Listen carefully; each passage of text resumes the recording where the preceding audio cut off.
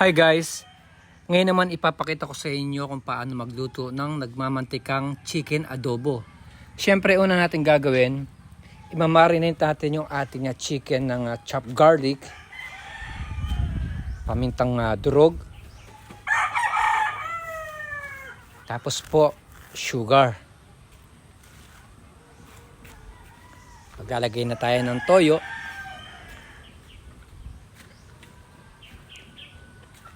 At ang suka. So imamassage lang natin siya ng maigi.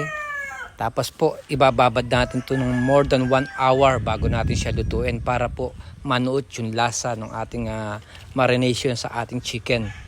By the way, 1 kilo manok po ito na pinachop ko na rin sa market.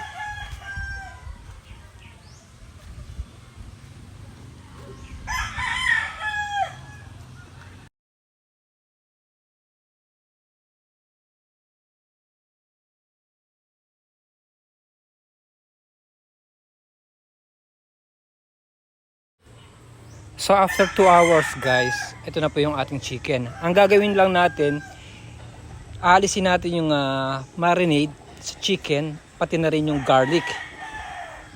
Tapos po, mag-i-start na tayo mag-isa. Kailangan po sasalain lang ninyo yung minarinade na garlic dun sa chicken. So ayan po, igisa na natin yung ating garlic. Kailangan medyo mag-light brown lang siya bago natin ilagay ang ating chopped onion. Ayan, bali gisigasayin lang po natin. Hintayin natin maging translucent o maluto yung ating sibuyas.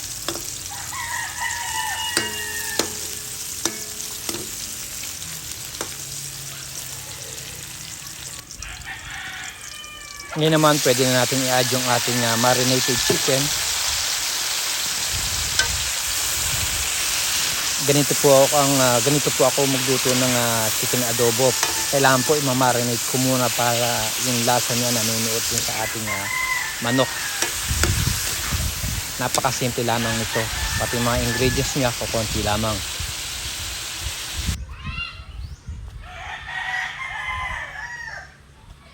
So ayan, bali ginisa ko lang siya at hinalo-halo ko siya ng mga 2 to 3 minutes.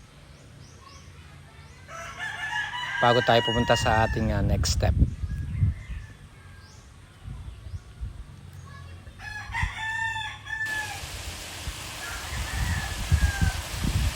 Ngayon pwede tayo mag-add ng sili, which is optional. Dried bay leaves. Tapos ibabalik na po natin yung ating marinade sa ating chicken. Mag-add tayo ng konting tubig para totally na maluto yung ating manok. Bali tatakpan ko po ito at lulutuin ko to ng mga 15 to 20 minutes. Pero every now and then or time to time, kailangan hahaluin nyo siya para hindi totally na matuyo. Ang gagawin natin dito, kailangan lumabas yung kanyang mantika.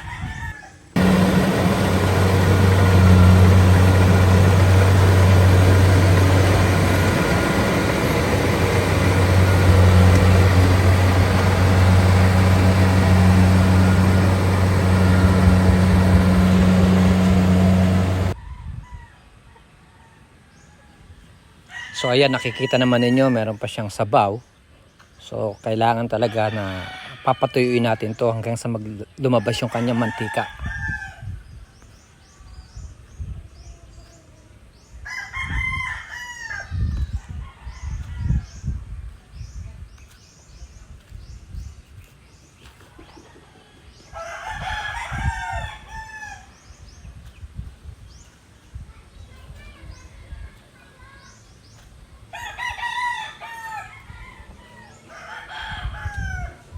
So ayan, nakikita naman ninyo, ready na po yung ating nagmamantikang chicken adobo. Pwede na po itong serve. Sana po wag niyong kalimutang mag-subscribe sa aking channel at maraming salamat po sa inyong suporta. God bless.